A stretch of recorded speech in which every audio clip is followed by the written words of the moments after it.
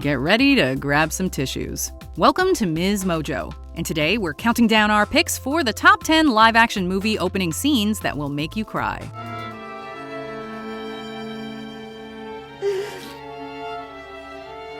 For this list, we're looking at movies that come right out of the gate with emotionally charged or tragic situations that tug at the heartstrings. We're excluding any animated movies from this list since they've been covered in our past videos. Also, warning, spoiler alert.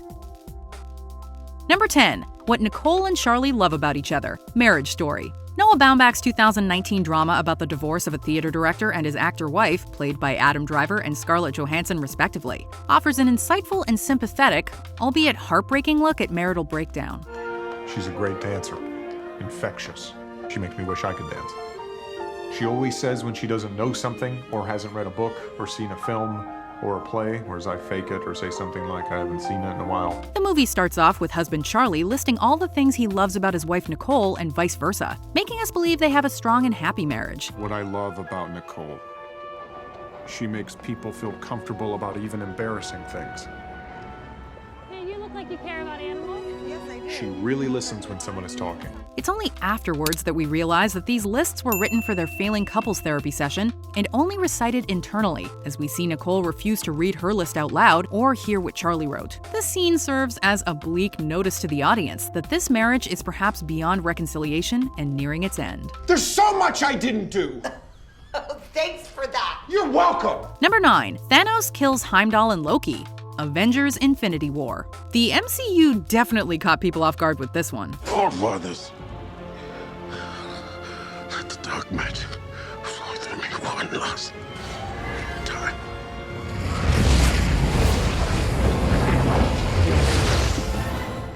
Although deaths were expected in this epic Avengers installment, the sheer number of superheroes that met their demise was probably a little more than people expected. Starting with the double death of Heimdall and fan-favorite villain-turned-hero Loki. When Thanos and his crew overthrow their ship headed towards Earth, obtaining the Space Stone in the process, this tyrannical villain shows no mercy towards the heroes and anti-heroes aboard, fatally stabbing Heimdall and swiftly choking Loki. Undying. You should choose your words more carefully. Though many fans were heartbroken by the latter, some refused to believe that the God of Mischief was truly gone and expected to see him in the next installment. Number 8. Adèle's Testimony, Girl on the Bridge. In the opening scene of this 1999 French drama, we meet Adèle, a suicidal young woman who's unlucky in every way, especially when it comes to matters of the heart. Je suis... Vous avez 22 ans? Non, je vais les avoir. C'est dans 2 mois. Et vous avez arrêté vos études très tôt pour entrer dans la vie active. C'est bien ça, Adèle? Oui, c'était pas tellement pour entrer dans la vie active, c'est parce qu'à l'époque, j'avais rencontré quelqu'un.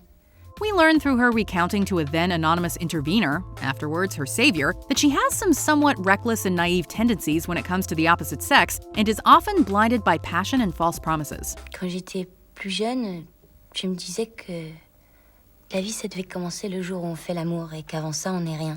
Alors, le premier qui a eu envie de le faire, je suis partie avec lui pour qu'on soit que tous les deux et pour que ma vie commence.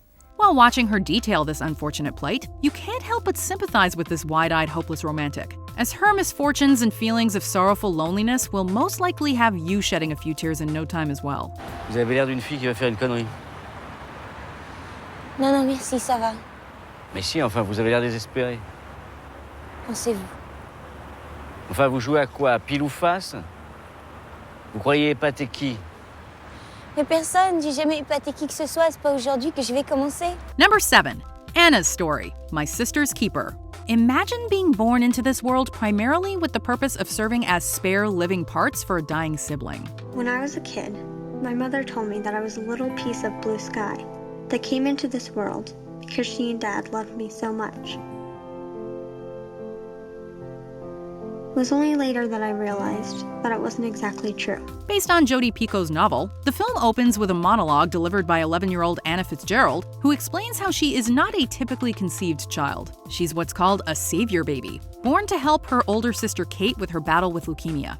A scientist hooked up my mother's eggs and my father's sperm to make a specific combination of genes.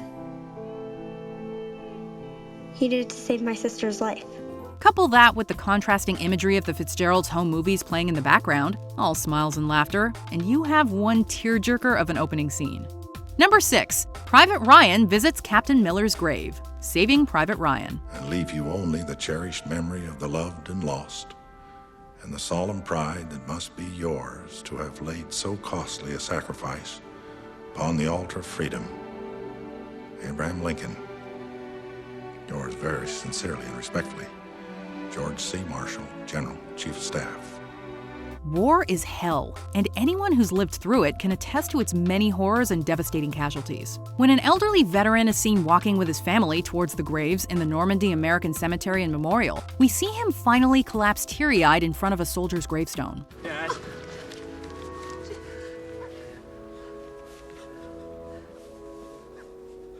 Praised for both its brutally accurate depiction of D-Day and an amazing ensemble cast, this war epic will have people shedding tears just like Private Ryan at the foot of Miller's grave, and will hopefully remind us what those brave men fought for. Number 5. Pamela's Illness. Searching. This 2018 thriller is particular in that its action unfolds entirely via computer screens and smartphones. What'd you do to my daughter? I can explain, all right? But you know what? Let's calm down. Let's grab a seat. You did to my daughter. But even with the screen within a screen unease, there is no shortage of thrills, and the storyline is both engrossing and touching, especially when it comes to the opening sequence where we meet the Kim family. No, look over there. Look over there. Okay. All right. Let's take a picture. 1. You say cheese. Okay, 1, 2, 3. David, his wife Pamela, and their daughter Margot all seem to be leading a happy, average life, told to us through the use of photos and videos on their shared computer. Until we see the arc of Pamela's diagnosis and eventual death from lymphoma, which starts the story off on a tragically affecting note. Number 4. The death of Peter Quill's mother. Guardians of the Galaxy.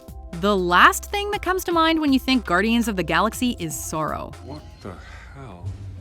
They call it Groot, a humanoid plant that's been traveling recently as 89P13's personal houseplant / muscle. But with the non-stop action, nostalgic tunes, hilarious characters, and amazing special effects, it's easy to forget how the beginning of this film has one of the most heartbreaking scenes ever. You're so like your daddy. You even look like him. And he was an angel.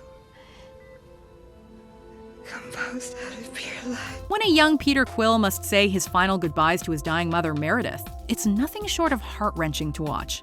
Even the toughest of MCU fans will shed a tear or two when the young Star-Lord refuses to hold his mother's hand during her final moments alive. Take my hand. Peter. Pete, come on. Take my hand.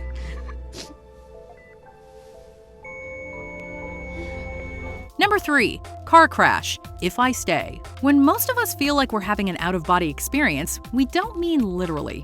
Isn't it amazing how life is one thing and then in an instant it becomes something else? Like here I am, Mia, the girl who thinks about the cello and Adam and whether a letter is waiting for me at home.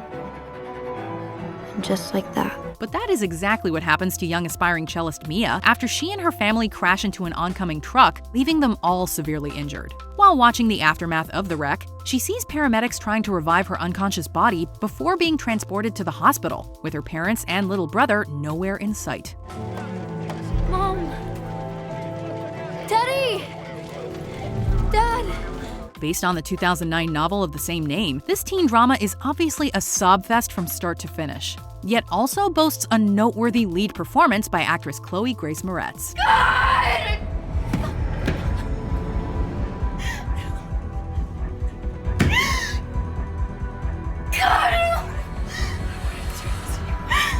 It's me over! Number 2. Paige's Accident. The Vow. Inspired by true events, this romantic drama tells the story of married couple Paige and Leo Collins, who must face big challenges with their relationship when Paige suffers amnesia after, as in our previous entry, a severe car accident. You're my doctor.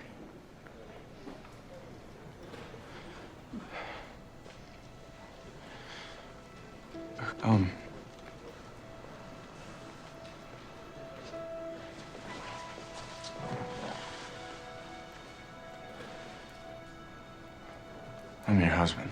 The film opens with the couple driving home from a movie theater in the middle of a light snowfall. When Paige unbuckles her seatbelt to lean over and kiss Leo, a truck rear-ends them and sends her flying through the windshield. I have a theory too. My theory is about moments.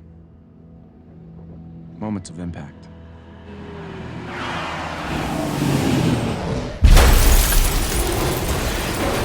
This movie is not short on emotionally intense moments. We have to admit that the beginning sure packs a punch. What would you say to trying someplace that we haven't been to before? Someplace new. I like that. After you. Sometimes it's good to cry, right? Like, you just need to let it all out and then you'll feel better. Well, if you need some help getting started, here's some help, I guess. But our number one is a devastating classic that will probably have you crying even after the opening scene. So let's sob through some honorable mentions, and then we'll break out the tissues for the live-action opening scene that will have you crying the most. How long do you think you'll be? I don't know, about an hour?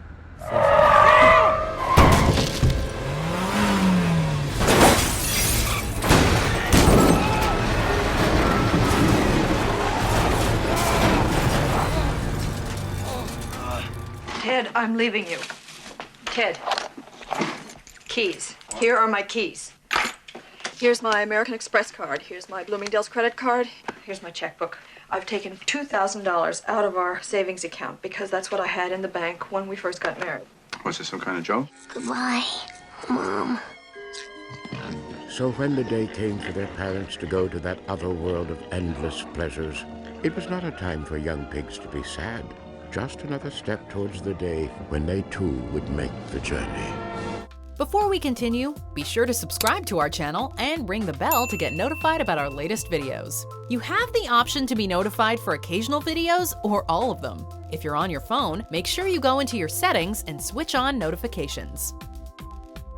Number 1. Celie's Beginnings, The Color Purple. Based on the Pulitzer Prize-winning novel by Alice Walker, this coming-of-age tale centers around a young African-American girl named Celie living in rural Georgia during the early 1900s. Celie! Nettie!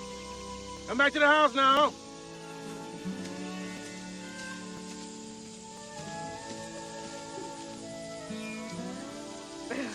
All right, girls, your mama got supper. We first meet our protagonist when she's 14 years old and has already given birth to her second child, a product of her verbally and sexually abusive father. You better not never tell nobody but God. It'll kill your mama. With her children having been taken away and her mother dead, Celie's only solace is the love of her little sister Nettie. However, she's soon separated from her sibling and given in marriage to the equally abusive widower Albert Mr. Johnson. Boasting powerful performances and a heartbreaking narrative, this opening sequence will leave anyone misty-eyed and have you rooting for Celie until the very end. Dear God, I'm 14 years old. I've always been a good girl. Maybe you can give me a sign. Let me know what's happening to me. Do you agree with our picks? Check out this other recent clip from MsMojo. And be sure to subscribe and ring the bell to be notified about our latest videos.